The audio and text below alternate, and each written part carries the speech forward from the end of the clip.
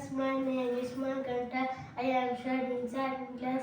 My school name is Vidya Jyoti English Medium School. My class teacher name is today is my Telugu project work. నెలకు ఎన్ని పక్షాలు అవి ఏవి? నెలకు 2 పక్షాలు, ఒకటి శుక్లపక్షం, 2 కృష్ణపక్షం.